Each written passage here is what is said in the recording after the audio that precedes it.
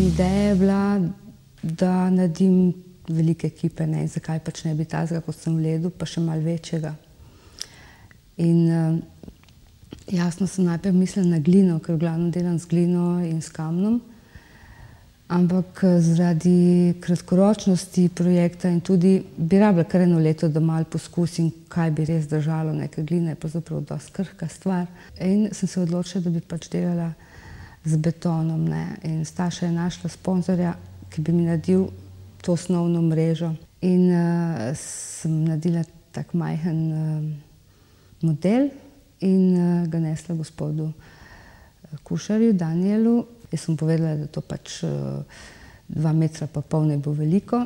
In ko sem to videla, se mi je zdelo krasno, ne. In sem rekla, kakšen beton, to ni ekološko, bom jaz to kar šibjem prepletla, ne.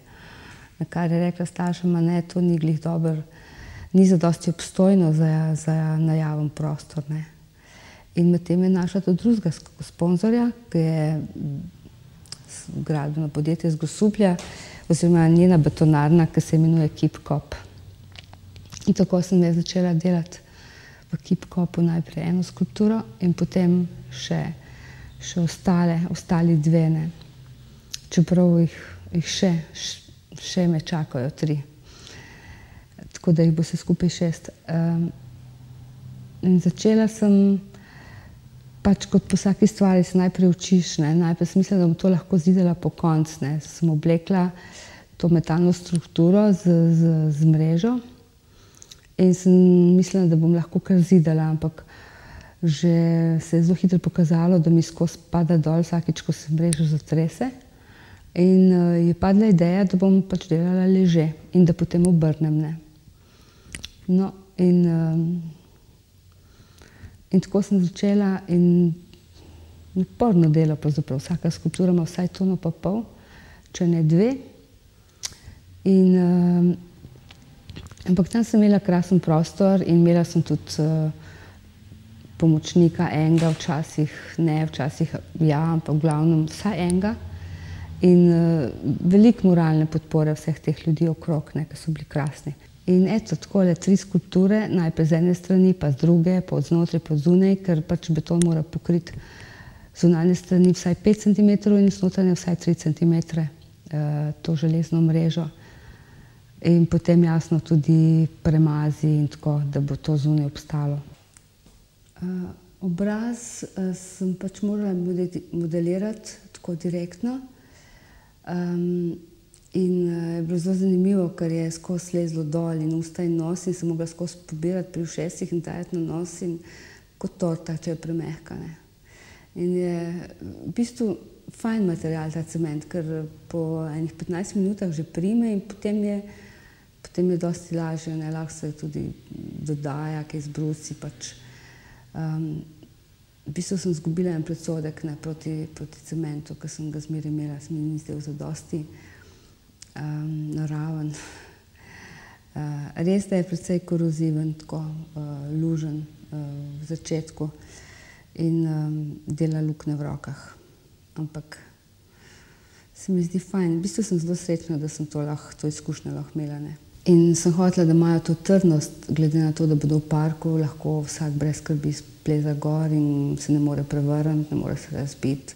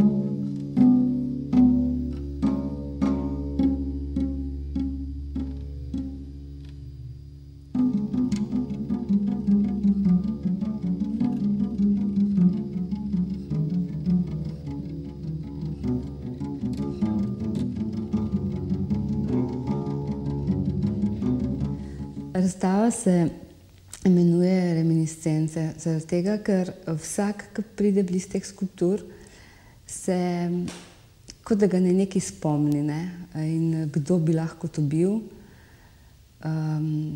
So kot neke taka bitja velikani, ki so v bistvu mitološka, lahko pa tudi, da še živijo. So kot potreti teh nekih velikanov na velikonočnih otokih. Ali pa so kot monumentalni ljudje. Mogoče bi lahko govorila še o tem drugem videnju, kaj je pravzaprav pomeni, zakaj ta skulptura nima ušes, zakaj ima zaprte oči. Meni je še zmeraj to raziskovanje prostora znotraj, ne, spomniti se na to,